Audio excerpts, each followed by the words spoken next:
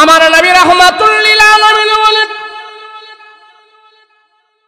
কি ভাই তুমি এখানে দাঁড়িয়ে দাঁড়িয়ে কান্না করছো, কারণটা কি? কেন এখানে কান্না করো? কি ব্যাপার? কারণ কি? কিসের অভাব? আমার কোন সাহাবী তোমাকে কোনো কষ্ট দিয়েছি কিনা বলো?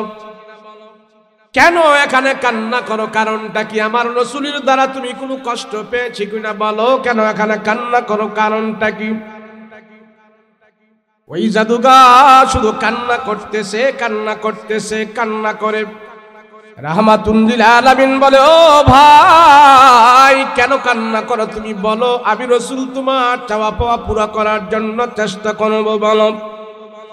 জাদুঘর এবার কান্না বন্ধ করে বলে, ও মুহাম্মদ তুমি আমাকে কোনো কষ্ট দাও নাই, তোমার কোনো সাহাবী আমাকে কষ্ট দেয় নাই, আমার মনের কোনো দুঃখে আমি কান্না করি না। আমি আসছিলাম তোমাকে অপবাদ দেওয়ার জন্য, আমি আসছিলাম তোমার বিরুদ্ধে মিথ্যা তহমত দেওয়ার জন্য। আবু জাহেল, উকবা, সাইবা তারা আমাকে পাঠিয়েছে তোমার বিরুদ্ধে কথা বলার জন্য, মিথ্যা তহমত তোমাকে দেওয়ার জন্য। আমাকে তুমি চিনো না গো মুহাম্মদ, হয়তো আমার নাম তুমি শুনেছো, কোনদিন তুমি আমাকে দেখো নাই। আমি হইলাম এই শহরের বিভিন্ন জায়গায় আমি জাদুর মন্ত্র শিখাই, তোমার নাম আমি বহু শুনেছি, কোনদিন তোমার সামনে আমি আসি নাই। আমি হইলাম জাদুবিদ্যায় পারদর্শী, জাদুর অনেক মন্ত্র জানে, আমি মানুষদের কি জাদু শিখাই। হাজার হাজার কুফরি মন্ত্র আমার ভিতরে আছে, হাজার হাজার জাদুবিদ্যা আমার ভিতরে আছে। ও মুহাম্মদ, আসছিলাম তোমাকে আজকে জাদুগুরু বলে প্রচার করে দেওয়ার জন্যে, কিন্তু আমি এসে যখন নাকি নীরবে দাঁড়িয়ে দাঁড়িয়ে তোমার জবানের তেলাওয়াতগুলো আমি শুনেছি, আমার দিল বলতেছে মুহাম্মদ এগুলি জাদুর মন্ত্র না, কোনো মানুষের কথা নয়, কোনো কাহেনের ভাষা নয়, কোনো কবির ভাষা নয়, কোনো গণকের কথা নয়, দুনিয়ার কোনো মানুষের কথা নয়। ও মুহাম্মদ, তোমার পবিত্র জবানের তেলাওয়াতগুলো আমি দাঁড়িয়ে দাঁড়িয়ে শুনেছি, এতক্ষণ পর্যন্ত আমি শুনলাম। আমি শোনার পরে আমি বুঝ পাইলাম তোমার কোরআনের তেলাওয়াতগুলো আমার দিলের ভিতরে ঢুকে গেছে, আর আমার দিল থেকে হাজার হাজার কুফরি মন্ত্রগুলো বের হয়ে গেছে। এই মুহূর্তে আমার দিলের ভিতরে কোরআনের নূর ঢুকে গেছে। আমি সিদ্ধান্ত নিয়েছি সব জাদুর মন্ত্র রেখে দিয়া আমি আর বাড়িতে যাব না, আমি আর আবু জাহেল, উকবা, সাইবাদের কাছে যাব না, তোমার হাতে হাত রেখে আমি কালমা পড়ে মুসলমান হয়ে যেতে চাই।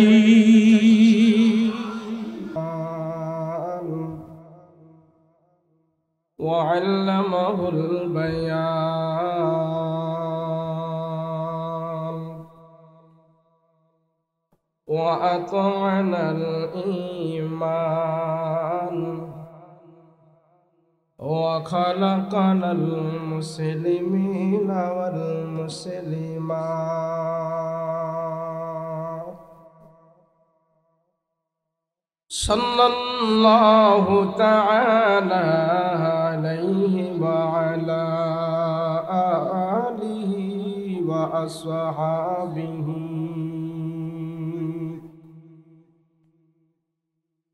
وأزواجه وأهل بيته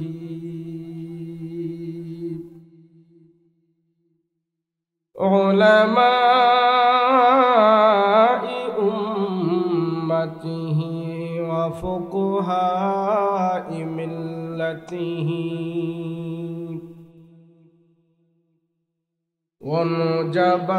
ونجباء طريقته أجمعين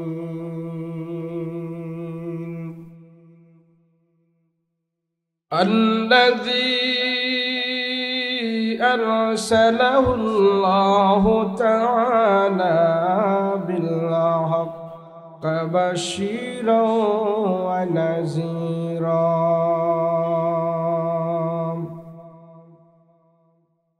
وداعيا إلى الله بإذنه وسراجا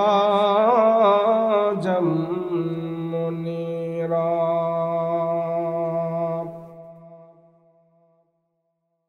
أما بعد فأعوذ بالله من الشيطان الرجيم بسم الله الرحمن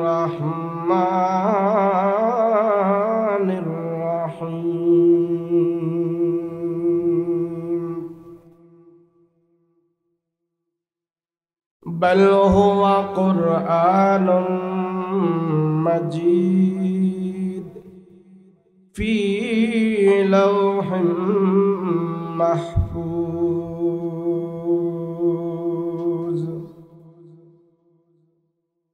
قال سيدنا رسول الله صلى الله عليه وسلم: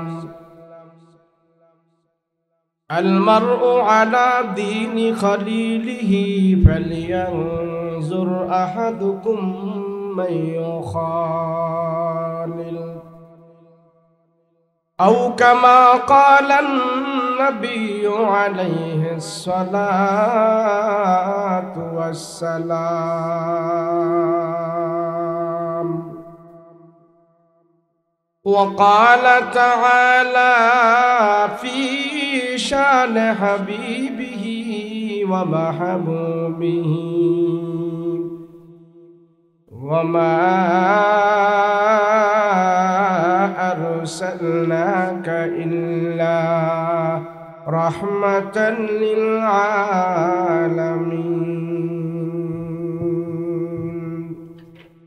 صلى الله على سيدنا ومولانا محمد وعلى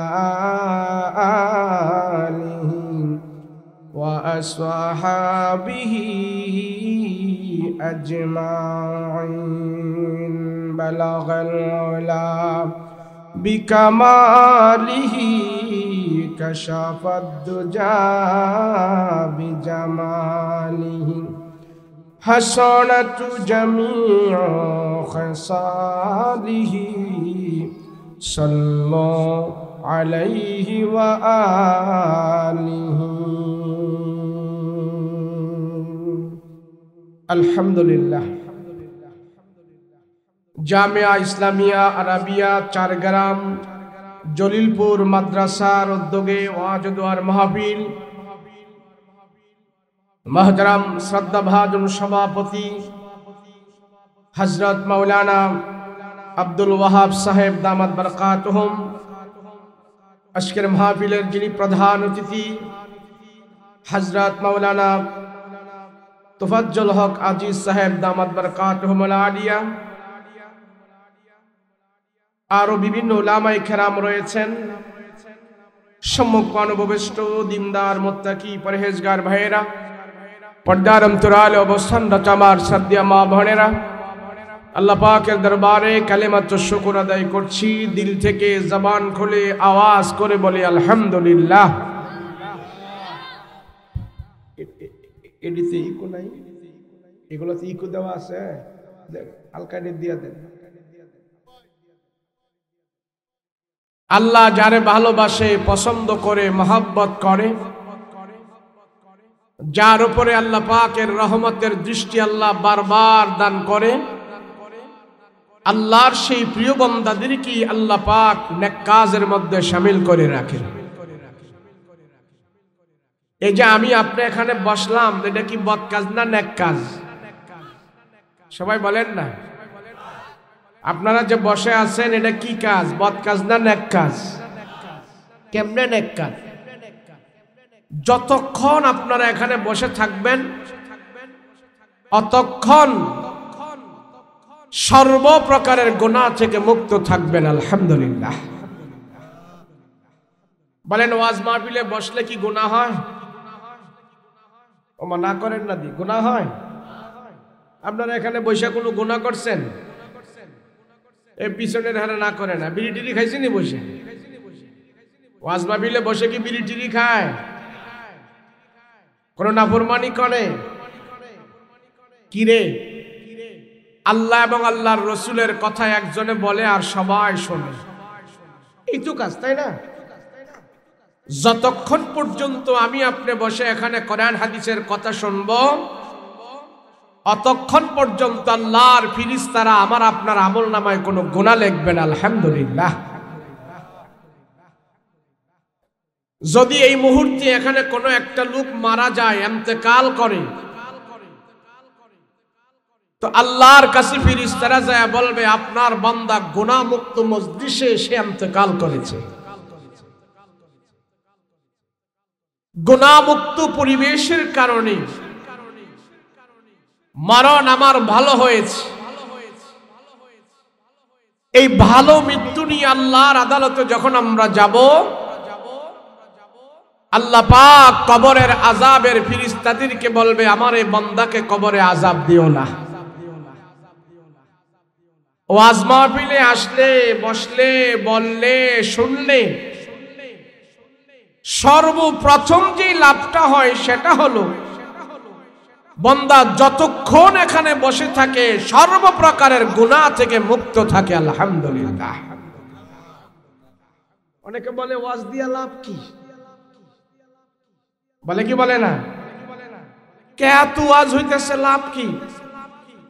আমি বলবো এ জাহেলে লাভ কি জিনিস এটা সে জানে না। এই বাংলাদেশে 600-র উপরে থানা আছে। কয়শো? 600-র উপরে বাংলাদেশে থানা আছে। আজ একটা থানায় যদি একটা করে মাহফিল হয় তাহলে 600 মাহফিল হচ্ছে। কথা বলেন ঠিক কিনা? এই 600 মাহফিলে যদি একটা করে লোক হয়, 100 করে লোক হয় তাহলে 60,000 লোক। আজ রাতে মাহফিলকে কেন্দ্র করে এই ছোট্ট একটি বাংলাদেশ থেকে কমসে কম 60,000 লোক আল্লাহর দরবারে হাত উঠিয়ে দোয়া করবে। কথা বলেন ঠিক কিনা? পৃথিবীতে এমন দেশ আর নেই, একমাত্র এটা হলো বাংলাদেশ। শীতের সিজনে প্রত্যেক রাত্রি লক্ষ মানুষ আল্লাহর দরবারে হাত উঠিয়ে দোয়া করে, তার নাম হলো বাংলাদেশ। মাহফিলকে কেন্দ্র করে আমি তো এক থানায় একটা করে ধরেছি। আপনারা বলেন প্রত্যেক থানায় কি একটা করে মাহফিল হয়? সুনামগঞ্জ সদর থানায় কি আজকে একটা মাহফিল? কথা বলেন না, একটা মাহফিল? একটা নয়। মাহফিলের উসিলা এই ছোট্ট বাংলাদেশ থেকে আল্লাহর আদালতে আজ লক্ষ মানুষ এই গভীর রজনীতে হাত উঠিয়ে আল্লাহর দরবারে দোয়া করবে।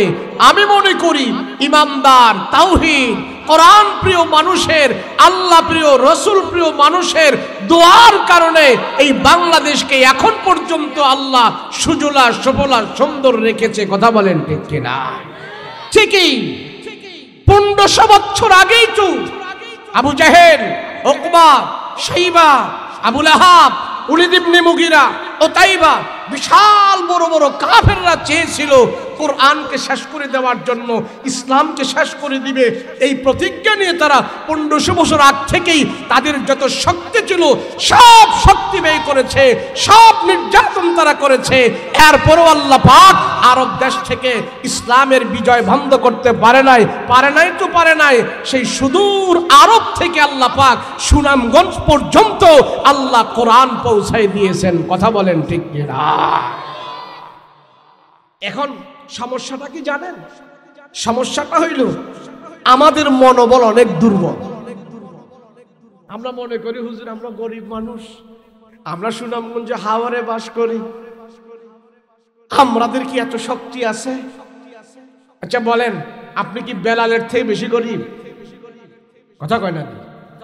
নবীর সাহাবী বেলালের চেয়ে আপনি গরিব? সুমাইয়ার চেয়ে বেশি গরিব? তাদের থেকে তো আমরা বেশি গরিব না, কিন্তু গরিব আমরা একদিক দিয়ে, আমরা হলেন মনের দিক দিয়ে, ইমানের দিক দিয়ে গরিব। কথা বলেন ঠিক কিনা? যেই জাতি, যে ইমানদার, সে নিজের দাম বুঝে না তার দাম কত। যেই মুমিন সে বুঝে না তার দাম কত। একজন মুমিন যদি আল্লাহু আকবার বলে, তরবারি উঁচু করে, পুরা পৃথিবীর বুকে যদি একজন দাঁড়িয়ে যায়, একজনকে কেন্দ্র করে আল্লাহ ইসলামের পতাকা উড্ডীন করে রাখবে। আর কেউ না থাক, একজন ইমানদারের কারণে এমন এক জেলা, কয়েক জেলা পর্যন্ত আল্লাহ ইসলামের বিজয় দান করে দিবে। এই ইতিহাস তো আপনাদেরকে আমরা ব্যাখ্যা করে বোঝানোর কোনো দরকার নাই। কেন শাহজালাল রহমতুল্লাহ আলাইহির ইতিহাস আপনারা ভালো করে জানেন, কথা বলেন ঠিক কিনা? একটু দূরে থেকে যেন আওয়াজ যায়, দূরে থেকে ব্যাখ্যা করে বোঝানোর কোনো দরকার নাই। আমি গরিব, আমার আল্লাহ গরিব নয়। আমি গরিব, আমার ঈমান গরিব নয়। আরে গরিব হওয়াটা তো রহমত। গরিব হওয়াটা কি? রহমত। কিন্তু আমরা মনেরে বুঝাইতে পারি না। কেন জানেন? গরিব হওয়াটা আল্লাহর রহমত।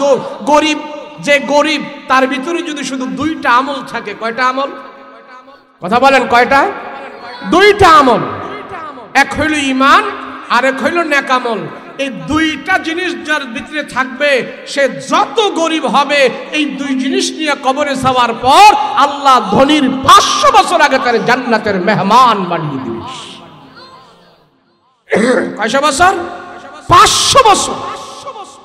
আর আরেকটা কথা আমরা মনে রাখবো, সেটা হইল এই পৃথিবীতে যত পরাশক্তি হোক, কোরআনের বিরুদ্ধে যে লেগেছে, হয়তো সে নিজে শেষ হয়েছে, না হয় তার ভিতরে আল্লাহ পাক ঈমান প্রবেশ করিয়েছে। হয়তো নিজে শেষ হয়েছে, না হয় সে ঈমানদার হয়ে ইসলামের পক্ষে সে কাজ করেছে, না এর বেশি আর কিছু করতে পারে নাই। শুনেন, রাসূল পাক সাল্লাল্লাহু আলাইহি ওয়াসাল্লাম, রাসূলের কাছে যে আসমান থেকে যে কোরআনের আয়াত নাজিল হতো, তো সাহাবাই কেরাম তেলাওয়াত করতেন, নবীজি নিজেও তেলাওয়াত করতেন। আবু জাহেল, উকবা, শাইবা তাদের কানে যখন এই খবর গেল, এই আবু জাহেল বসে আছেন, মুহাম্মদ তো কোরআনের তেলাওয়াত শোনায়া কাফের মুশরিকদের অনেক মানুষকে সে ইমানদার বানিয়ে ফেলছে। তো আবু জাহেল জিজ্ঞেস করে, কেমনে? মুহাম্মদ যখন কোরআনের আয়াত তেলাওয়াত করে, আমাদের কাফের মুশরিকেরা দূর দূরান্ত থেকে, গাঁও গ্রাম মফস্বল এলাকা থেকে এসে তারা রসুলের কোরআন তেলাওয়াত শুনেই তারা কালমা পড়ে মুসলমান হয়ে যাচ্ছে। আবু জাহেল চিন্তা করলো, আরে মুহাম্মাদের কোরআন তেলাওয়াত আমার মতন আবু জাহেলে শুনলি, আমার যে কঠিন দিল, এটাই তো অনেক সময় মোমের মতো নরম হয়ে যায়। তো গাঁও গ্রাম থেকে মফস্বল এলাকা থেকে মানুষগুলো আসলে তারা তো আরো আগে মুসলমান হয়ে যাবে। আবু জাহেল তাৎক্ষণিকভাবে মক্কা একটা জায়গা আছে দারুন নাদওয়া, সবাইকে দারুন নাদওয়ায় ডাকলেন। উকবা, শাইবা, লাহাব, ওলীদ ইবনে মুগীরা, তোমরা কোথায় আসো? সবাইকে ডেকে আনলেন। ডেকে বলতেছি, শোনো, মুহাম্মদ যাতে করে কোরআনের তেলাওয়াত শুনি আর কোনো মানুষকে ইমানদার না বানাইতে পারে, আজকে সেই ব্যাপারে সিদ্ধান্ত গ্রহণ করা হবে। তোমরা কি বলো? তোমাদের রায় কি? এক একজন এক এক পরামর্শ দাও। তো পরামর্শ দিতেছে, আমরা এই করব, আমরা সেই করব, মুহাম্মাদের কাছে লোকজন যেন না আসতে পারে আমরা বাধা দিব। আবু জাহেল বলে, তোমাদের সব কথাই আমি শুনছি, আমার একটা কথা শোনো। বলে কি? বলে মুহাম্মাদের কোরআন তেলাওয়াতের প্রতি মানুষ এত আকৃষ্ট হচ্ছে, কোরআনকে এত সত্যায়িতভাবে তারা গ্রহণ করছে, আমরা নেতারা কর্মীদেরকে নিয়ে যদি আমরা সব বহিরাগত মক্কার মানুষদেরকে বুঝাইতে পারি মুহাম্মদ যে কোরআন তেলাওয়াত করে, তোমরা কেউ শুনবা না, মুহাম্মদ একটা পাগল। এই পাগল কথাটা যদি আমরা সব জনগণকে খাওয়াই দিতে পারি, পাগল যত দামি কোরআনের তেলাওয়াতই করুক না কেন, আর কেউ গ্রহণ করবে না। চলো আমরা মুহাম্মদের বিরুদ্ধে পাগল কথাটা সব মানুষকে আমরা বুঝাই দেই, মুহাম্মদকে পাগল হিসাবে মিথ্যা তুহমতরা আমরা সারা দুনিয়ার মানুষকে জানাই দিই। আবু জাহেল তো অত শিক্ষিত সিটা, শিক্ষিত বাটপার। মূর্খ মানুষ যদি বাটপার হয়, তো সর্বোচ্চ সে সুনামগঞ্জ সদর পর্যন্ত যে বাটপারি করতে পারবে, না হয় বড়জোর সিলেট যেতে পারবে। আর শিক্ষিত লোক যদি সিটার বাটপার হয়, বাংলাদেশের মূল পয়েন্টে বসে, মন্ত্রণালয়ে বসে কলমের খোঁচা দিয়ে দেশের লক্ষ লক্ষ পাচার করে তারা বিদেশে নিয়ে যেতে পারে। কথা বলেন ঠিক কিনা? আবু জাহেল হলো এমন বড় এক সিটা। সে বলে, শোনো, আমরা নেতারা দায়িত্ব নিই, সবাইকে আমরা বুঝাবো মোহাম্মদ একটা পাগল। এই পাগল কথাটা, মিথ্যা তহমতরা সমাজের সব মানুষের কাছে দিয়ে দিতে পারলে আমরা সফল হব। তো আরো যারা বসে আছে তারা বলে, হ্যাঁ আমাদের নেতার এই কথার উপরে আমরা আমল করব। তো পরের দিন সকালবেলা মোড়ে মোড়ে পয়েন্টে পয়েন্টে সবাই দাঁড়িয়েছে জওয়ান কর্মীদেরকে নিয়ে। তো দূর দূরান্ত থেকে মানুষ আসতেছে, নারী পুরুষ জুয়ান বুড়া করা ছোট সব আসতেছে। আব্দুল্লাহর বেটা মোহাম্মদ শেষ নবী, শ্রেষ্ঠ নবী, দুজাহানের নবী, তারপরে আর কোনো নবী নাই, তারে ছাড়া আর কোনো নবী নাই। তো তারে তো দেখতে হয়। তো দূর দূরান্ত থেকে মানুষ যেহেতু আসতেছে দেখার জন্যে, সব মানুষ যখন আসতেছে আবু জাহেলরা বাধা হয়ে দাঁড়াইছে, কই যাও? বলে তোমাদের সন্তান মোহাম্মদ নবী হইছে, তারে আমরা দেখতে যাই। কয় যাইও না, যাইও না, যাইও না। কয় কে? কত একটা পাগল, পাগলের কাছে যায় লাভ কি? যাও বাড়িতে যাও। এখন সব মানুষ চিন্তা করতেছে ব্যাপার কি, আমরা এত নাম দাম সুনাম সব শুনলাম মোহাম্মদের, সে সত্য নবী, শ্রেষ্ঠ নবী, সত্য পয়গম্বর, জীবনে কোনোদিন মিথ্যা কথা বলে নাই, আর মক্কার সর্দারেরা বলতেছে পাগল। কারণটা এখন জনগণ বলতেছে আচ্ছা ঠিক আছে, মোহাম্মদ যদি পাগল হয় তাহলে অসুবিধা কি? আমরা পাগলটারই দেখবো, একটু দেখতে দেন না, আমরা পাগলটারই দেখবো, দেন। আবু জাহেল বলতেছে পাগল দেখা লাভ কি? যাও বাড়িতে যাও। তো জনগণ একে অপরে বলা বলি করতেছে, হায় রে, মক্কার বড় বড় সর্দারেরা বলতেছে মোহাম্মদ পাগল। তাহলে পাগল হইল মোহাম্মদ ছোটখাটো পাগল হবে না, এটা বড় পাগল হইব। মেম্বারে কয় পাগল, চেয়ারম্যানে কয় পাগল, মাস্টারে কয়, ডাক্তারে কয়, হুজুরে কয়, বক্তায় কয়, মুফতি সাহেবে কয়, সবাই যখন একটা কথা কয় সেই কথাটা কি ছোট হবে না বড় হবে? তো মক্কার সব নেতারা, সর্দার প্রধানেরা যেহেতু বলতেছে মোহাম্মদ পাগল, এটা ছোটখাটো পাগল হইব না, বড় পাগল হইব। আর আমরা এত দূর থেকে আসছি যেহেতু, বড় পাগলটারে আমরা এক নজর দেখাই যাব। সুবহানাল্লাহ, বড় পাগলটারে আমরা এক নজর দেখেই যাব। নেতারা আমাকে একটু জায়গা দেন, আমরা যাব, পাগলটারই আমরা দেখব। আবু জাহেল লোকমা সাইবারে আরে পাগল দেখা লাভ কি? যাও। নেতাদের কথা আর কেউ শোনে নাই, সব জনগণ নেতাদেরকে ওভারটেক কইরা খানায় কাবায় সব ঢুকে গেছে। ঢুকে যায় খুঁজতেছে পাগলটা কই কই কই কই, মোহাম্মদ কই? মোহাম্মদ রে পাগল বলছে, কই মোহাম্মদ কই? এডি সাউন্ড নাই, এডি সাউন্ড নাই, এডি সাউন্ড নাই। এডি বন্ধ করে দিলে লাভ কি? আমার দিক ফিরে দিয়ে দেন না, এটা এর লেগে তো আমি দূরের আওয়াজ পাই না। মোহাম্মদ বলি, মোহাম্মদ পাগল। তো পাগলটারে খুঁজতে খুঁজতে যায় তারা পাইলেন। আমার নবী খানায়ে কাবার সামনে আল্লাহর কালাম হাতে নিয়ে তেলাওয়াত করতেছে, আর আমার রাসূলুল্লাহর চেহারা মুবারকের আলো খানায়ে কাবার দেয়ালের মধ্যে যায় লেগে আছে। নবীজির চেহারা মুবারকের আলো দিয়ে পুরাটা খানায়ে কাবার দেয়াল আলোকিত হয়ে আছে। একে অপরে বলা বলি করতেছে, হায় হায়। মক্কার সর্দারেরা বলল মোহাম্মদ পাগল। একজন পাগলের চেহারা কি এত সুন্দর হতে পারে? যে পাগল তার চেহারা ফ্যাকাশে থাকে, চুলগুলো আলো জানো, জামা কাপড় ভাড়া সেটা, কিন্তু এমন তো কিছুই আমরা দেখতেছি না। আচ্ছা, মোহাম্মদ যদি পাগল হয়ে থাকে তাহলে মোহাম্মদ কি পড়তেছে আমরা একটু দেখি শুনি। কেন পাগলের পড়া তো আগা মাথা ঠিক নাই, কথা বলেন ঠিক কিনা? পাগল একবার গান গায়, আরেকবার গজল গায়, একবার হিন্দি বলে, আরেকবার বাংলা বলে, এই একটা বেতাল অবস্থায় থাকে। সব জনগণ এবার আমার রাসূলুল্লাহর পিছনে দাঁড়িয়ে আছেন নবীজির কোরআন তেলাওয়াত শোনার জন্য। সুবহানাল্লাহ। তো নবীজি কোরআন তেলাওয়াত করতেছে। বিসমিল্লাহির রহমানির রহিম।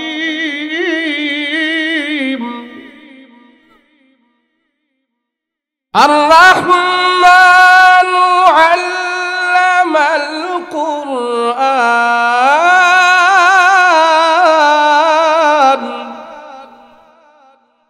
খালাকাল ইনসানা আল্লামাহুল বায়ান।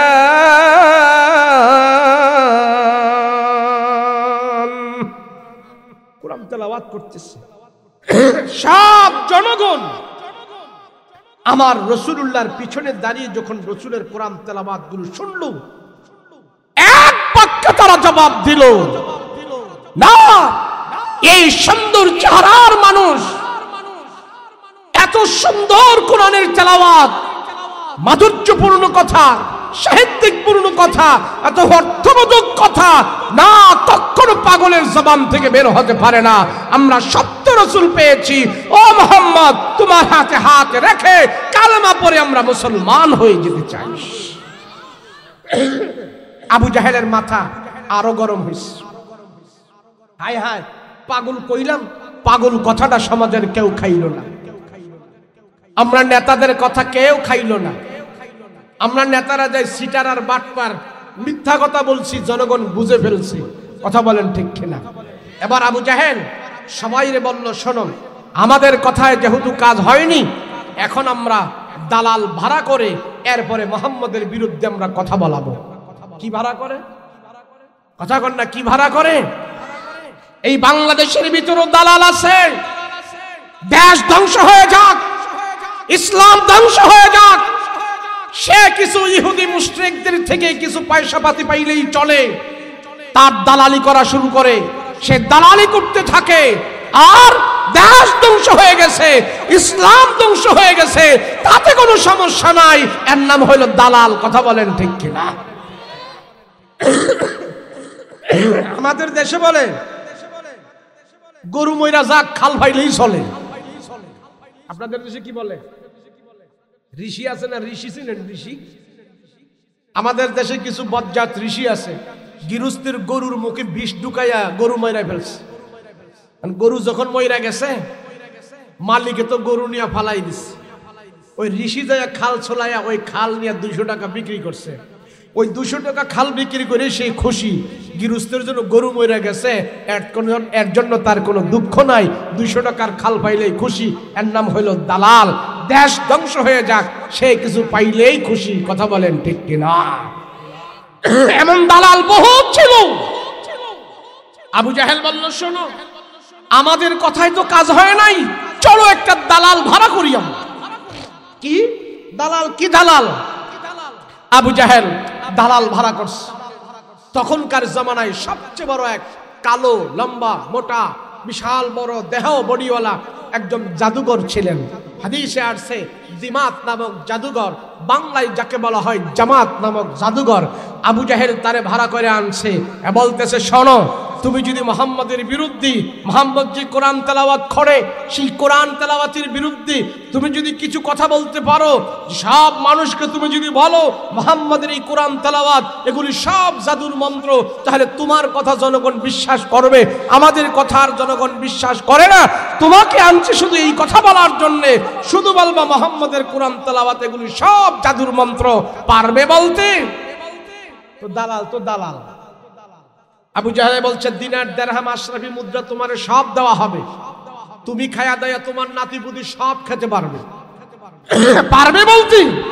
এখন সে বলে, হ্যাঁ পারবো। মানে তো রুমালের ভিতরে এরকম টাকা পয়সা, দিনার, দিরহাম, আশরাফি মুদ্রা আবু জাহেল গাট্টি বাইদা দিছে ওরে। সব এগুলি নিয়া মনে মনে ভাবতেছি, মুহাম্মদকে বলে যাব। মুহাম্মদ যেন একজন জাদুঘর, সে যে জাদুর মন্ত্র তেলাওয়াত করে, বলে যাব। সবাই আল্লাহর রসুলকে জাদুঘর বলার জন্য জাদুর মন্ত্র তেলাওয়াত করে, কোরআনের তেলাওয়াত গুলোকে জাদুর মন্ত্র তেলাওয়াত করে বলার জন্য বিশাল বড় জাদুঘর আস্তে আস্তে করে খানায় কাবায় ঢুকছে। সে যায় দেখতেছে আল্লাহর রসুল হাতিমে কাবার উপরে বসে খানায় কাবার সামনে কোরআন তেলাওয়াত করে। সে চিন্তা করলো, মুহাম্মদের এত কাছে কোনোদিন আমি আসি নাই, আজকে যেহেতু আসছি আবু জাহেলের পক্ষ থেকে, আসছে যেহেতু কাছে, মুহাম্মদকে জাদুঘর বলতে আমার সুবিধা হবে। মুহাম্মদে কি তেলাওয়াত করে এগুলি আমি একটু ভালো করে শুনি, দেখি, ভালো করে শুনি।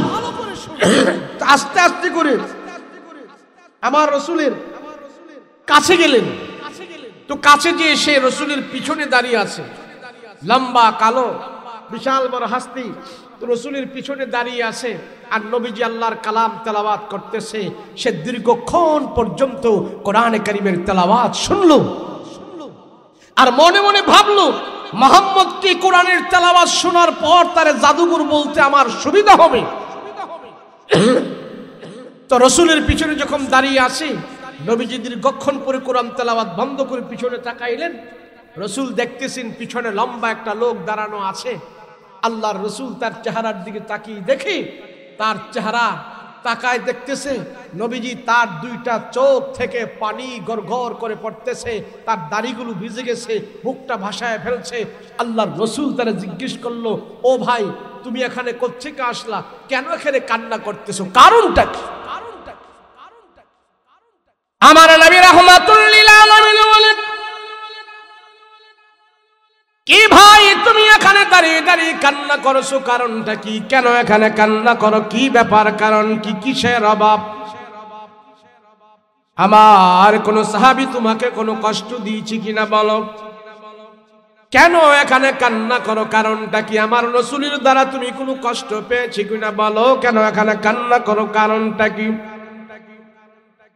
ওই জাদুঘর শুধু কান্না করতেছে, কান্না করতেছে, কান্না করে রাহমাতুল লিল আলামিন বলে, ও ভাই কেন কান্না করো তুমি বলো, আমি রাসূল তোমার চাওয়া পাওয়া পুরো করার জন্য চেষ্টা করব, বলো। জাদুঘর এবার কান্না বন্ধ করে বলে, ও মুহাম্মদ তুমি আমাকে কোনো কষ্ট দাও নাই, তোমার কোনো সাহাবী আমাকে কষ্ট দেয় নাই, আমার মনের কোনো দুঃখে আমি কান্না করি না। আমি আসছিলাম তোমাকে অপবাদ দেওয়ার জন্য, আমি আসছিলাম তোমার বিরুদ্ধে মিথ্যা তহমত দেওয়ার জন্য। আবু জাহেল, উকবা, শাইবা তারা আমাকে পাঠিয়েছে তোমার বিরুদ্ধে কথা বলার জন্য, মিথ্যা তহমত তোমাকে দেওয়ার জন্য। আমাকে তুমি চিনো না গো মুহাম্মদ, হয়তো আমার নাম তুমি শুনেছো, কোনদিন তুমি আমাকে দেখো নাই। আমি হইলাম এই শহরের বিভিন্ন জায়গায় আমি জাদুর মন্ত্র শিখাই, তোমার নাম আমি বহু শুনেছি, কোনদিন তোমার সামনে আমি আসি নাই। আমি হইলাম জাদুবিদ্যায় পারদর্শী, জাদুর অনেক মন্ত্র জানে, আমি মানুষদেরকে জাদু শিখাই, হাজার হাজার কুফরি মন্ত্র আমার ভিতরে আছে, হাজার হাজার জাদুবিদ্যা আমার ভিতরে আছে। ও মুহাম্মদ আসছিলাম তোমাকে আজকে জাদুগুরু বলে প্রচার করে দেওয়ার জন্যে, কিন্তু আমি এসে যখন নাকি নীরবে দাঁড়িয়ে দাঁড়িয়ে তোমার জবানের তেলাওয়াত গুলো আমি শুনেছি, আমার দিল বলতেছে মুহাম্মদ এগুলি জাদুর মন্ত্র না, কোনো মানুষের কথা নয়, কোনো কাহেনের ভাষা নয়, কোনো কবির ভাষা নয়, কোনো গণকের কথা নয়, দুনিয়ার কোনো মানুষের কথা নয়। ও মুহাম্মদ তোমার পবিত্র জবানের তেলাওয়াত গুলো আমি দাঁড়িয়ে দাঁড়িয়ে শুনেছি, এতক্ষণ পর্যন্ত আমি শুনলাম, আমি শোনার পরে আমি বুঝ পাইলাম তোমার কোরআনের তেলাওয়াত গুলো আমার দিলের ভিতরে ঢুকে গেছে, আর আমার দিল থেকে হাজার হাজার কুফরি মন্ত্রগুলো বের হয়ে গেছে। এই মুহূর্তে আমার দিলের ভিতরে কোরআনের নূর ঢুকে গেছে। আমি সিদ্ধান্ত নিয়েছি সব জাদুর মন্ত্র রেখে দিয়া আমি আর বাড়িতে যাব না, আমি আর আবু জাহেল, উকবা, শাইবাদের কাছে যাব না, তোমার হাতে হাত রেখে আমি কলমা পড়ে মুসলমান হয়ে যেতে চাই। আবু জাহেল যখন খবর পাইল জাদুঘর মুসলমান হয়ে গেছে, এখন আবু জাহেল বলতেছে, হায় হায় সর্বনাশ, আমাদের এত বড় জাদুঘর মুহাম্মদের জাদুতে কাবু হইয়া গেছে, হায় হায় সর্বশেষ, সব শেষ হয়ে গেছে। তো আবু জাহেল, উকবা, শাইবা, লাহাব তারা যত চেষ্টা করেছে কাফির মুশরিকরা ইসলামকে দমিয়ে দেওয়ার জন্য, তারা পারে নাই। 1500 বছর পরে এসে আলহামদুলিল্লাহ কেউ পারবে না, কথা বলেন ঠিক কিনা?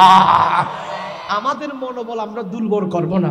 আমাদের অনেকে বলে হুজুর আমরা এত বড় ইন্ডিয়ার বিরুদ্ধে কথা বলে, আমাদের চতুর্দিকে ইন্ডিয়া, এরা এত বড় দেশ, এদের এত বিমান আছে, এত কামান আছে, এদের এত কিছু কিছু আছে, ইমানদারের শক্তির কাছে এগুলি গুড়ার ডিমের মতো, কথা বলো ঠিক কিনা?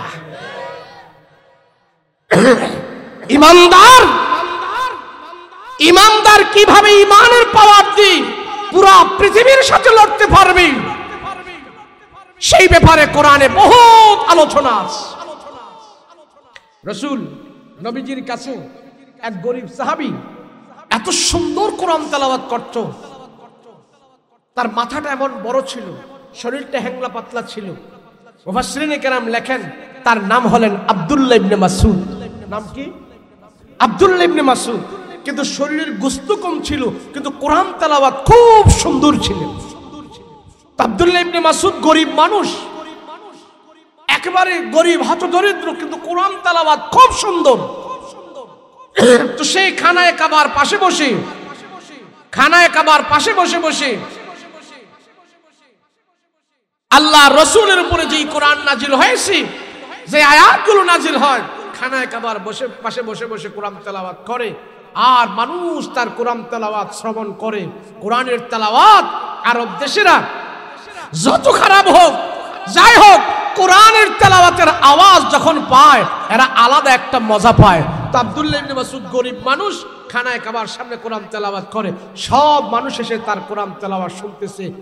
আবু জাহেল খবর পায়া ঘর থেকে আসছে, আয়েশা বলে, হে আব্দুল্লাহ ইবনে মাসউদ, কোরআনের তেলাওয়াত বন্ধ কর। আব্দুল্লাহ ইবনে মাসউদ কোনো কথা বলে না, আরো সুন্দর সুললিত কণ্ঠে তেলাওয়াত করে। কিন্তু কোরআনের তেলাওয়াতের মজা যার ভিতরে ঢুকছি, সে কোরআন তেলাওয়াত ছাড়া থাকতে পারে না। আগের দিনের মুরব্বীরা সকালে ফজরের পরে কোরআন তেলাওয়াত করত, আর এখন মুরব্বী জুয়ান পোলা ফজরের নামাজই পড়ে না, কোরআন তেলাওয়াত করবো কোত্থেকে? কথা বলেন, ঠিক না? আব্দুল্লাহ ইবনে মাসউদ কোরআনের তেলাওয়াত করতেছে। আবু জাহেল সে চিন্তা করতেছে, আব্দুল্লাহ ইবনে মাসউদের তেলাওয়াত আমার দিনের ভিতরে ভালো লাগতেছে। আবু জাহেল ঘরে শুইল, যা দেখতে শুইল, শোয়ার পরেও আব্দুল্লাহ মাসউদের সুন্দর সুললিত কণ্ঠের কোরআনের তেলাওয়াত তার কানের মধ্যে চলে গেছে। আবু জাহেল ঘরে আর শো নাই, জিদ কইরা লাফ দিয়া দাঁড়ায়া খুব জিদ করে সে খানায়ে কাবায় দাম্ভিকতার সহিত আসছে। আয়েশা বলে, এই আব্দুল্লাহ ইবনে মাসউদ, তেলাওয়াত বন্ধ কর। কিন্তু আব্দুল্লাহ ইবনে মাসউদ গরিব হতে পারে, কিন্তু কোরআনের তেলাওয়াত বন্ধ করতে পারে না, আরো সুন্দর করে কোরআন তেলাওয়াত করতেছে। এবার আবু জাহেল বলে, বন্ধ কর, তুই কি আমাকে চিনিস না? আমি কে? আব্দুল্লাহ ইবনে মাসউদ, তুই আমার চিনিস না? আমি কে? বলে, হ্যাঁ তোমাকে চিনি, কিন্তু কোরআন তেলাওয়াত বন্ধ করা যাবে না। তোমার চেয়ে আমার মালিক আল্লাহ, সে আমার কাছে সবচেয়ে বড়, তোমার থেকে বড় মালিক আমার আল্লাহ। আমি আল্লাহর সাথে কথাবার্তা বলতেছি, মাঝখানে তুমি আবু জাহেল আমাকে ডিস্টার্ব করিও না। সুবহানাল্লাহ। আব্দুল্লাহ ইবনে মাসউদ আবার কোরআন তেলাওয়াত করতেছে। আবু জাহেল রাগ করে হাতটা এইভাবে টান করে আব্দুল্লাহ ইবনে মাসউদের এই কানের পর্দায় এমন জোরে এক চটকনা দিয়েছে, সাথে সাথে তার আঘাতে আব্দুল্লাহ ইবনে মাসউদের কান দিয়া রক্ত পড়া আরম্ভ হয়ে গিয়েছে। নাউজুবিল্লাহ। আব্দুল্লাহ ইবনে মাসউদ কোরআনের তেলাওয়াত বন্ধ করে না। বেঈমান পাষণ্ড আবু জাহেল মস্ত বড় একজন মানুষ ছিলেন। আব্দুল্লাহ ইবনে মাসউদ গরিব মানুষ, কোরআন তেলাওয়াত করে সুন্দর করে, কানের মধ্যে যখন নাকে জোরে আঘাত করল, আব্দুল্লাহ ইবনে মাসউদের কান দিয়ে রক্ত পড়া আরম্ভ হয়ে গেছে, রক্তগুলো পড়তেছে, বিশ্বে বেদনায় যন্ত্রণায় অস্থির হয়ে গেছে। তারপরেও আব্দুল্লাহ ইবনে মাসউদের জবান দিয়া আল্লাহর কালামের তেলাওয়াত বন্ধ করে নাই। আল্লাহু আকবার। আল্লাহ পাক রাহমাতুল লিল আলামিন কে জানাই দিলেন, ইয়া রাসূলুল্লাহ, ইয়া হাবিবাল্লাহ, আপনার প্রিয় সাহাবী সুললিত কণ্ঠে যিনি আল্লাহর কালাম কোরআন তেলাওয়াত করে, রাসূল গো, আপনার কাছেও তার কোরআনের তেলাওয়াত মজা লাগে, আমার আল্লাহর কাছেও এত মজা লাগে, বেঈমান আবু জাহেলের কাছে মজা লাগে না। সেই জন্য আবু জাহেল তার কানের মধ্যে যে চটকনা দিয়েছে, তাকে আপনি সান্ত্বনা দেন যেন মনোবল না ভাঙ্গে। ইমানের পাওয়ার কত গরিব হলেও তার ভিতরে ইমান আছে, কোরআন তেলাওয়াত সে করতেছে, আমি আল্লাহ তার সম্মান বাড়ায়া দেব। এবং এই গরিব কাছে, এই গরিব আব্দুল্লাহ ইবনে মাসউদের কাছে আমি আল্লাহ তাআলা আবু জাহেলকে নাস্তানাবুদ করে দেব। আবু জাহেল তার দাম্ভিকতা দেখায়া, তার শক্তি দেখায়া কোরআনের তেলাওয়াত বন্ধ করে দিতে চায়। আমার আল্লাহর কোরআনের তেলাওয়াত বন্ধ করে দেওয়ার মতন আবু জাহেলের কোনো ক্ষমতা হয় নাই। রাসূল আব্দুল্লাহ ইবনে মাসউদকে বলে দেন সে যেন মনোবল দুর্বল না করে গরীব হতে পারে। আব্দুল্লাহ ইবনে মাসউদকে আমার নবীজি এসে সান্ত্বনা দিয়ে বলে, আব্দুল্লাহ ইবনে মাসউদ, বেঈমান আবু জাহেল তোমাকে চটকনা দিয়া কান দিয়া রক্ত বের করে দিয়েছেন দুনিয়ার কোনো কারণে নয়, দুনিয়ার কোনো টাকার জন্য নয়, দুনিয়াদারি করার জন্য নয়, একমাত্র তুমি কোরআন তেলাওয়াত করার কারণে। এই কোরআনের তেলাওয়াত আবু জাহেল সহ্য করতে পারে নাই। কেন সহ্য করতে পারে নাই? আবু জাহেলের ধারণা হইল কোরআন তেলাওয়াত শুনে শুনে যারা যখন কোরআন তেলাওয়াত শুনে শুনে তারা ঈমান হাসিল করবে, ঈমান গ্রহণ করবে, মুসলমান হয়ে যাবে। আর মুসলমান হলে আবু জাহেলের মাথা বলে নেতৃত্ব মক্কায় থাকবে না। তার ক্ষমতা ধরে রাখার জন্যে, তার চার ধরে রাখার জন্যে, তার ক্ষমতা টিকে রাখার জন্যে আব্দুল্লাহ ইবনে মাসউদের কান বরাবর চটকনা দিয়েছে। আমি আল্লাহ রাসূল গো আপনি তারা জানায়া দেন, আমি আল্লাহ আবু জাহেলকে নাস্তানাবুদ করে দেব, তার ক্ষমতা শেষ করে দিব, তারই দুনিয়ার জমিন থেকে বিদায় করে দেব। আর আব্দুল্লাহ ইবনে মাসউদের দাম আমি আল্লাহ এমন বাড়ায়া দেব, কিয়ামত পর্যন্ত যত মানুষ দুনিয়াতে আসবে আব্দুল্লাহ ইবনে মাসউদের তাফসীর দুনিয়ার মানুষ পড়তে থাকবে। রাসূল তারে বলে দেন বদরের যুদ্ধে এই আবু জাহেল যখন নাকি দুনিয়া থেকে বিদায় হয়, আব্দুল্লাহ ইবনে মাসউদ গরিব মানুষ, বদরের যুদ্ধে লড়াই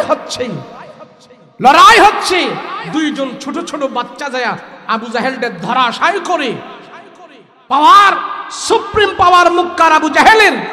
তা আবু জাহেলের দুইটা ছোট ছোট বাচ্চায় যে আবু জাহেলের ঘোড়ার মধ্যে যখন আঘাত করছি, ঘোড়া সহ আবু জাহেল সহ জমিনে পড়ে গেছে। আর রাসূলের সেই প্রিয় সাহাবী কোরআন তেলাওয়াত যিনি সুন্দর করে করতে পারত, অতি গরিব ছিল, এই গরিব সাহাবী তাৎক্ষণিকভাবে যায় আবু জাহেলের মুষ্টির ভিতরে ধরে এবার যে প্রতিশোধ নিছে, ও আবু জাহেল আমাকে কান দিয়া চটকুনা দিয়া রক্ত ভাটায় ফেলছো, রক্ত ভেরি করে ফেলছো, আমি গরিব ছিলাম কিছু বলতে পারি নাই, আল্লাহ আজকে তোমাকে দুনিয়া থেকে বিদায় করে দিচ্ছে, তুই আল্লাহর সবচেয়ে বড় জালিম। ওই আব্দুল্লাহ ইবনে মাসউদ আবু জাহেলের বুকের মধ্যে পাড়া দিয়া আবু জাহেলের কল্লাটা দুই টুকরা করে দুনিয়ার জমিন থেকে আল্লাহ দেখাই দিয়েছে, তুমি গরিব হও, তুমি যদি কোরআনের উপরে থাকো, তুমি যদি ঈমানের উপরে থাকো, দুনিয়ার সবচেয়ে বড় জালিমকেও তুমি প্রতিহত করতে পারবে, তোমার আঘাতে জালিম দুনিয়া থেকে বিদায় হয়ে যাবে। কথা বলেন ঠিক কিনা? তাই আমরা কোরআনের সাথে সম্পর্ক রাখবো, রাজি আছি ইনশাআল্লাহ? আমাদের ছেলেদের সাথে, ছেলেদেরকে কোরআনের সাথে সম্পর্ক রাখবো, আমাদের মেয়েদেরকে আমরা কোরআনের সাথে সম্পর্ক রাখবো। ডাক্তার, ইঞ্জিনিয়ার, ব্যারিস্টার যা কিছু আমরা বানাবো, প্রাথমিক লেভেলের পড়াটা কোরআনের শিক্ষা আমরা দিতে চাই। রাজি আছি ইনশাআল্লাহ? রাজি আছি ইনশাআল্লাহ? আপনারা তো অনেকে মনে করেন কোরআন পড়লে, মাওলানা হলে, মৌলবি হইলে আমার পোলায় কি কামাই করবে, আমার পোলায় কি খাইবো, হ্যাঁ খাইবো কি আর আমাগরে খাওয়াইবো কি? বলেন কি বলেন না? হ্যাঁ, যে মৌলবি হইলে, মিয়া সাহেব হইলে সে কয় টাকা কামাই করবে আর আমাদেরকে কি খাওয়াবে? যেই বাবা মা সন্তানকে কোরআন হাদিস বাদ দিয়া নিজে দুনিয়াতে খাবারের চিন্তা করে, কোরআন হাদিস ছেলের শিক্ষা না দিয়া শুধু দুনিয়া কামানোর চিন্তা করে, যোগ বিয়োগ করলে, যাচাই করলে দেখা যায় এই বাবা মার কপালে সন্তানের খাবার জুটে না। কথা বলেন ঠিক কিনা? এখন কোরআন নাই, হাদিস নাই, কিচ্ছু নাই, পুলারে ইংলিশ শিখাইলাম, পুলারে সব কিছু করাই লন্ডনে পাঠাইলাম। এখন লন্ডনে যাই এটা নামাজও পড়ে না, রোজাও করে না, সাদা চামড়া দেখে বিয়ে একটা করে ফেলছে, বছরের বছর পর ওখানে কাটাইতেছে, বাবা মাকে বছরের পর বছর একবার ফোন কইরা ফোনের মাধ্যমেও বাবা মার খবর নেয় না। এমন নজির আছে না নাই? কথা বলেন আছে না নাই? যেই সন্তানের ভিতরে কোরআন থাকে না, যেই সন্তানের ভিতরে আল্লাহর ভয় থাকে না, সেই সন্তান বাবা মার খেদমত না করলে কি হবে? তার ভিতরেও কোনো ভয় আসে না। কথা বলেন ঠিক কিনা? এর জন্য কোরআনের সাথে সম্পর্ক রাখবো। রাজি আছি? আমি তো বলি যে এলাকায় মাদ্রাসা আছে সেই এলাকার মানুষের উপর আল্লাহর রহমত বরকত নাজিল করে। এই মাদ্রাসাটা যে ওই এলাকার মানুষ জান্নাতে যাওয়ার একটা উসিলা হয়ে যায়। কথা বলেন ঠিক কিনা? মাদ্রাসা আছে, আমার রক্তমাখা ঘাম পরিশ্রমের টাকা মাদ্রাসায় লেগেছে, মাদ্রাসার ইট কিনেছি, মাদ্রাসায় টিন কিনে দিয়েছি, মাদ্রাসার ছাত্রদেরকে এক বস্তা চাউল দিয়েছি। আমার চাউল খেয়ে সে আল্লাহর কোরআন তেলাওয়াত করেছে, আমার টিনের নিচে বসে সে আল্লাহর কোরআন পড়েছে, আমার অর্থায়নের বিনিময় সে ঘরের ভিতরে বসে আল্লাহর কালাম তেলাওয়াত করতে পেরেছে। আমার এই জান মাল, আমার এই টাকা পয়সা আল্লাহর আদালতে সাক্ষী দিবে, আল্লাহ আপনার এই বান্দার শ্রম, আপনার এই বান্দার জান মাল সে মাদ্রাসার কাজে লাগিয়েছিল, আর তার নিচে বসে বসে কোরআন প্রেমিক ছেলেরা কোরআন তেলাওয়াত করেছে। সেই জন্য আমি বলি যে মাদ্রাসার সাথে সম্পর্ক ছিল, সম্পর্ক থাকার কারণে ওই ছাত্রদের সুপারিশের কারণে, কোরআনের সুপারিশের কারণে জান্নাতে যাওয়ার একটা রাস্তা হয়ে যায় সে এলাকার মানুষের জন্য। কথা বলেন ঠিক কিনা?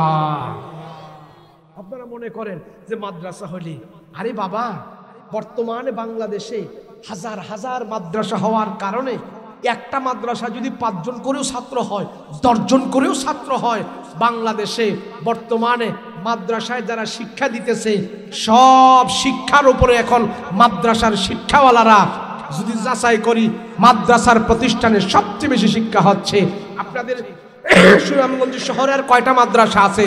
ঢাকায় হাজার হাজার মাদ্রাসা, অলিতে গলিতে মোড়ে মোড়ে পয়েন্টে পয়েন্টে সব জায়গায় মাদ্রাসা। যা দেখবেন সবগুলো মাদ্রাসার ভিতরে আলহামদুলিল্লাহ ছাত্র ভরপুর আছে। কারণ কি? আমি জিজ্ঞেস করলাম এক পুলিশ অফিসার, কি উনি পুলিশ অফিসার, বড় কর্মকর্তা, তো উনি এই না ওনার সন্তানকে মাদ্রাসায় ভর্তি করাইছে। আমি বললাম ভাই আপনি এত বড় একজন গ্রাজুয়েট পার্সন লোক, সরকারি চাকরিজীবী, আপনি যতদিন চাকরি করবেন আপনার ছেলেটাকেও তো আপনি একটা চাকরিতে দিতে পারবেন, আপনার সন্তানটাকে আপনি মাদ্রাসায় নিয়ে আসলেন মোল্লা বানাইতে, কারণটা কি? সেই পুলিশ আমাকে বলে ভাই কথা বলছেন আপনি তো জাগতিক, আর আমি আমার সন্তানের জন্য আমার লেভেলটা দেখি নাই, আমি আমার সন্তানের জন্য দেখেছি কি জানেন? স্কুল কলেজের জ্ঞান আপনার বেশি নাই, আমার বেশি। আমি একজন পুলিশ অফিসার, আমি সারা বাংলাদেশ ঘুরি, আমি যাচাই করে দেখেছি কলেজ ভার্সিটি স্কুল বিশ্ববিদ্যালয় এই সমস্ত ছেলেরা লেখাপড়া করে, আমি নিজে ভুক্তভোগী, আমি নিজে পড়েছি, আমি নিজে দেখেছি 100 ছেলে থেকে 95 জন ছেলে মেয়ের চরিত্র ঠিক নাই, ডাক সেবন করে, নেশা করে, নিজের রক্ত তারা দূষিত করে ফেলেছে।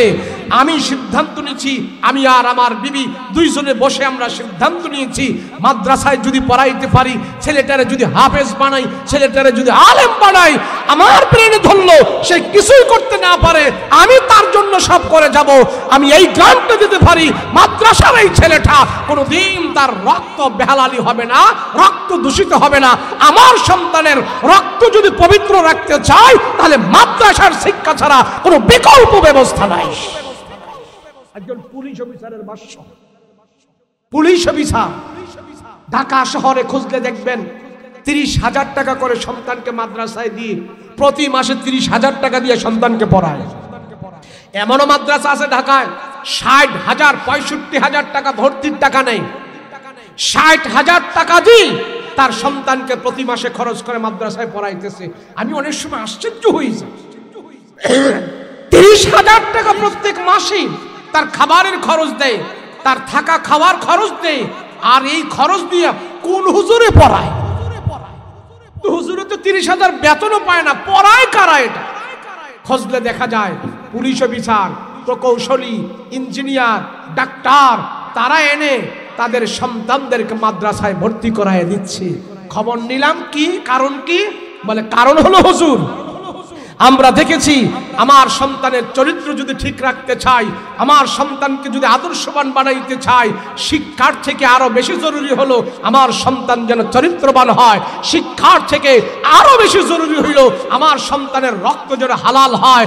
শিক্ষার চেয়ে আরো বেশি জরুরি হইল আমার সন্তানটা যেন ভদ্র নম্র হয়। তাহলে আমি বেছে নিয়েছি যদি আমার সন্তানকে নম্র, ভদ্র, চরিত্রবান, আদর্শবান গড়ে তুলতে চাই, মাদ্রাসার শিক্ষা ছাড়া বিকল্প কোনো ব্যবস্থা নাই। কথা বলেন ঠিক কিনা? আমি স্কুল কলেজের বিরুদ্ধে নয়, আমি স্কুল কলেজের বিরুদ্ধে নয়, স্কুল কলেজের পড়ারও বিরুদ্ধে নয়, আমি শুধু কাঠামো স্কুল কলেজের সিস্টেমের বিরুদ্ধে।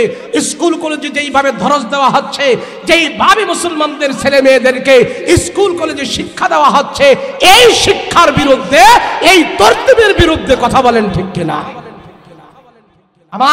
আমার দেশের ছেলেরা কেন স্কুলে পড়ে? সে সাবালিকা মেয়েটা চরিত্র হারাবে কেন? আজকে 6-7 এর ছেলেরা নেশা খায়, স্কুল কলেজে 8 পড়ে, 9 পড়ে, সেই ছেলেরা সিগারেট টানে মিলিমিলি বসে। কারণটা কি? এই সিগারেট টানার জন্য কি আমার সন্তানকে স্কুলে পাঠিয়েছিলাম? আমার ছোট্ট ছেলেটা, সে 18 বছর হয় না এখনো, 14 বছর বয়স, 14 বছরে মাধ্যমিক স্কুলে পড়ে, আরেক মায়ার সাথে প্রেম করে, জিনা করতেছে। আমি তো তার জন্য আমার সন্তানকে স্কুলে পাঠিয়েছিলাম না। সেই পরিবেশটা নষ্ট, সেই জন্য আমরা এই কাঠামো, এই পরিবেশের বিরুদ্ধে কথা বলেন ঠিক কিনা?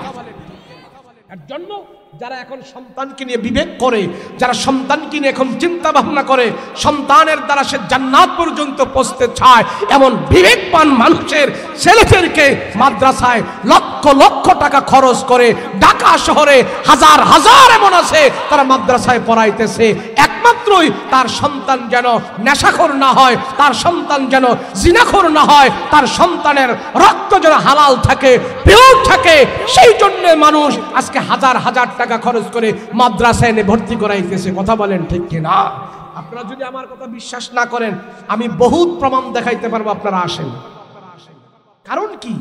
আপনার সন্তান নিয়ে আপনি চিন্তা করেন, ডাক্তার হয়েছে ভালো কথা, ইঞ্জিনিয়ার হয়েছে ভালো কথা, কিন্তু এটা চোর হয়েছে।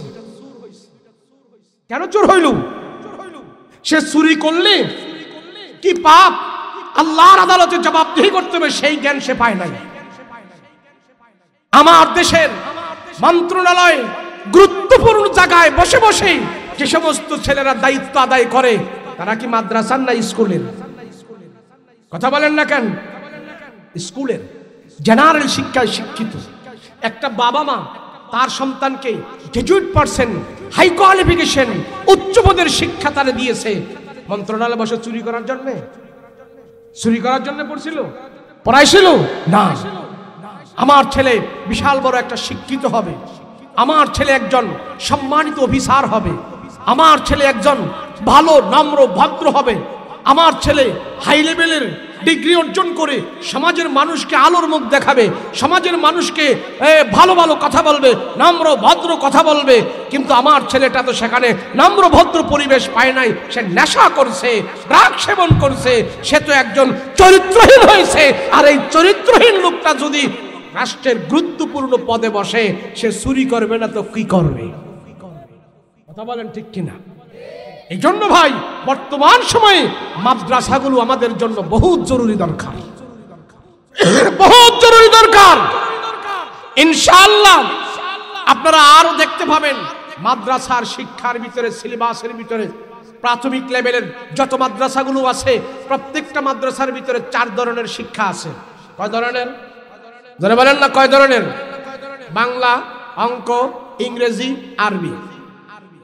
বাংলা, অঙ্ক, ইংরেজি, আরবি।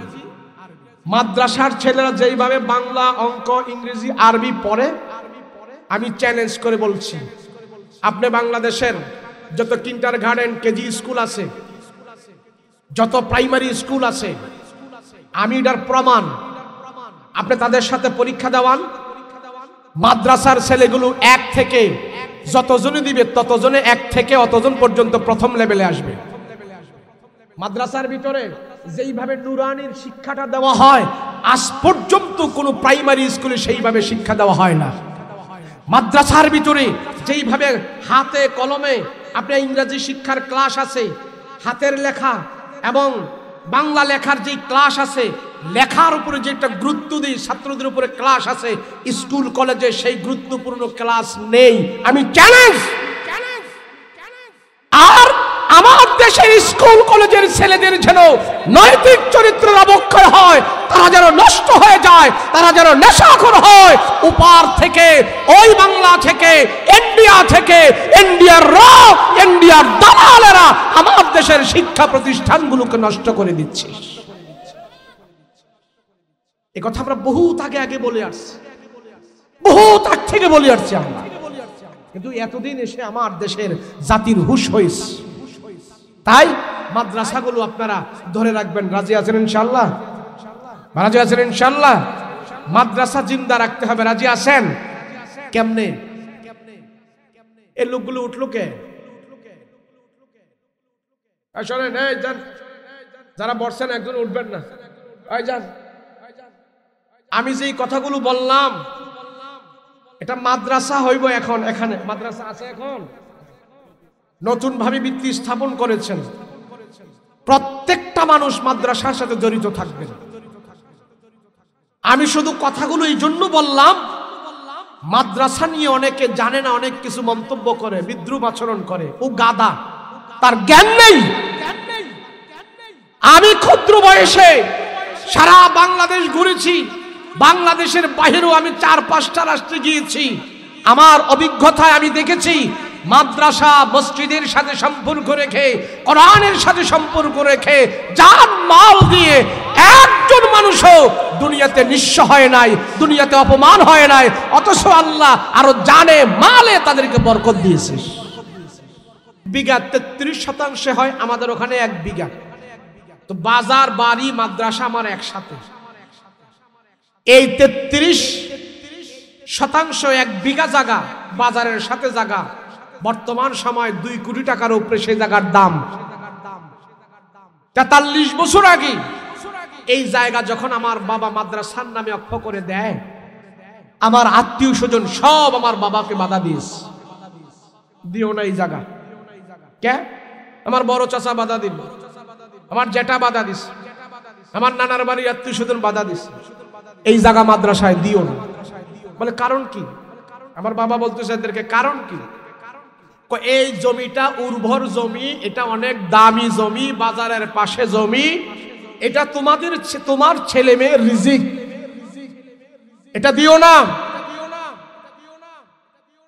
আমার বাবা, আমরা তো শুনি নাই, আমাদেরকে পরে বলছে এলাকার লোকজন, বলে তোমার বাবা সেদিন আমাদেরকে জবাব দিয়েছিল যে আমি নিয়ত করেছি এই জায়গা, এই জমি মাদ্রাসায় দিব। তোমরা মনে করতেছো এই জমি আমার ছেলে মেয়ের রিজিক? আমার ছেলে মেয়েকে আল্লাহ পাক দুনিয়াতে পাঠাইছেন, তাদের রিজিক দিয়েই আল্লাহ দুনিয়াতে পাঠাইছে, এই জায়গার উপরে তাদের রিজিক না। এই কথা বলে তোমার বাবা এই 1 বিঘা জায়গা মাদ্রাসার নামে অক্ষ করে দিয়ে দিছে। এখন এই মাদ্রাসা আমার গ্রামে প্রতিষ্ঠা হওয়ার কারণে বর্তমানে 30 জনের উপরে কোরআনের হাফেজ আমাদের গ্রামে আছে। প্রায় 7 থেকে 8 জন মুফতি আছে, 15-16 জনের মতো দাওরা হাদিস আলেম আছে, এক মাদ্রাসা হওয়ার কারণে। আলহামদুলিল্লাহ আমাদের গ্রামে কোনো বেদাতি লোক নাই, চিল্লার সাথে আছে, মানুষ নামাজ পড়ে, ধর্ম বুঝে, ইসলাম বুঝে, এক মাদ্রাসা হওয়ার কারণে। তো 30 জনের ভিতর থেকে একজন করে যদি 30 জনের ঘরে আলেম হয়, তাহলে আরো 30 জন বাড়বো, 30-30-এ 60 জন হয়ে যাবে, এদের থেকে আরো বাড়তে থাকবে, এইভাবে আলেম বাড়তে থাকবে। আলহামদুলিল্লাহ আমার রক্তের ভিতরে প্রায় 15 জনের উপরে কোরআনের হাফেজ আছে। এজন্য আমি বলি, আপনাদের নতুন ভবন আপনারা যে নির্মাণ করতেছেন, সবাই আন্তরিকতার সহিত মাদ্রাসা করে যাবেন। আপনি মরে যাবেন, মাদ্রাসা থাকবে, আপনি থাকবেন কবরে, মাদ্রাসা থাকবে ওপরে, আপনি থাকবেন কবরে, এই মাদ্রাসায় কোরআনের তেলাওয়াত করতে থাকবে। বিভিন্ন দেশের ছেলেরা সেখানে কোরআনের তেলাওয়াত করবে, আর এই কোরআনের তেলাওয়াতের আওয়াজ আল্লাহ আপনার কবরে নাজাতের বাণী হিসাবে পৌঁছাই দিবে। কথা বলেন ঠিক কিনা?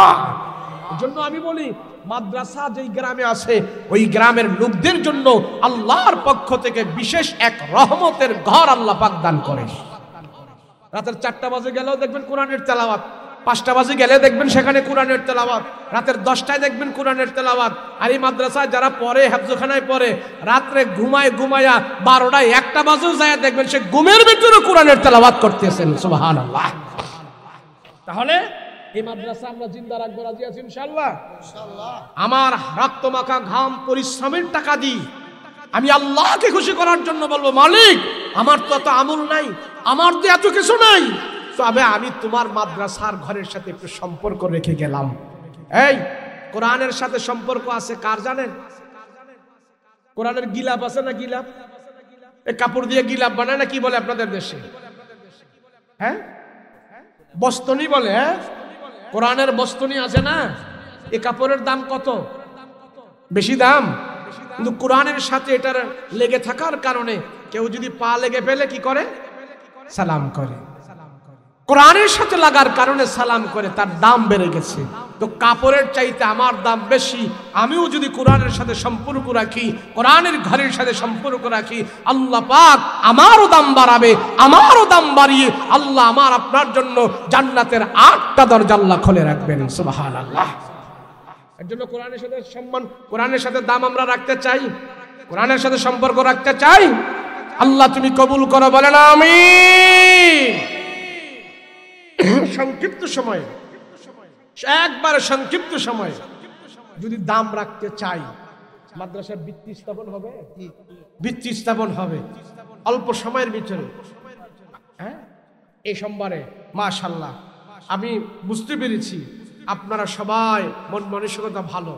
আল্লাহ পাক আপনার এই মন মানসিকতা যেন কোরআনের জন্য কবুল করে, বলেন আমিন। যদি আপনারা এই কোরআনের সাথে, এখানে তো অনেক লোক আছেন আপনারা কোরআন তেলাওয়াত জানেন না, জানেন? এখানে অনেকে আছেন না, জানেন না? তাহলে আপনি নিজেও জানেন না, সন্তানদেরকেও জানাবেন না। কোরআন তেলাওয়াত জানার জন্য আপনি একটা কেন্দ্রবিন্দু খুলবেন না। কোরআন তেলাওয়াত শেখার জন্য আপনি একটু শ্রম দিবেন না, আপনি একটু পরিশ্রম করবেন না, আপনি একটু চিন্তাও করবেন না। তাহলে হাসরের ময়দানে আল্লাহ যদি আপনাকে জিজ্ঞেস করে, আপনি কি বলবেন? বলেন, আপনি কি বলবেন? বলার কিছু আছে? কিছু নাই। সেজন্য আমি বলবো, আপনার রক্তমাখা ঘাম পরিশ্রমের টাকা থেকে অল্প আছে অল্প দিবেন, বেশি আছে বেশি দিবেন। 1000 আছে 500 দিবেন, 500 আছে 5 টাকা দেন, 1000 আছে 10 টাকা দেন, 5 লাখ আছে 5000 দেন। এরপর সবাই সম্পৃক্ত থাকবেন টাকা দিয়ে। রাজি আছেন ইনশাআল্লাহ? রাজি আছেন ইনশাআল্লাহ? থাকবেন না। আমরা ঠগি নাই। আমার বাপ মা মাদ্রাসার জন্য জায়গা দিয়েছে, আমরা ঠগি নাই। আলহামদুলিল্লাহ, আল্লাহ যা দিছে বলার দরকার নাই। আলহামদুলিল্লাহ, আল্লাহর দরবারে শুকরিয়া। আলহামদুলিল্লাহ। বলেন যে আমি এই মাদ্রাসার ভিত্তি স্থাপনের জন্য আমি খুশি হয়ে আল্লাহর কোরআনের জন্য, শুধু আখিরাতের জন্য, আখিরাতে যেন নাজাত পাই, আল্লাহর এই কোরআনের জন্য আমি 20,000, 10,000, 50,000 এমন টাকা দিব 5 মিনিটের ভিতরে। এমন কেউ থাকলে বলেন।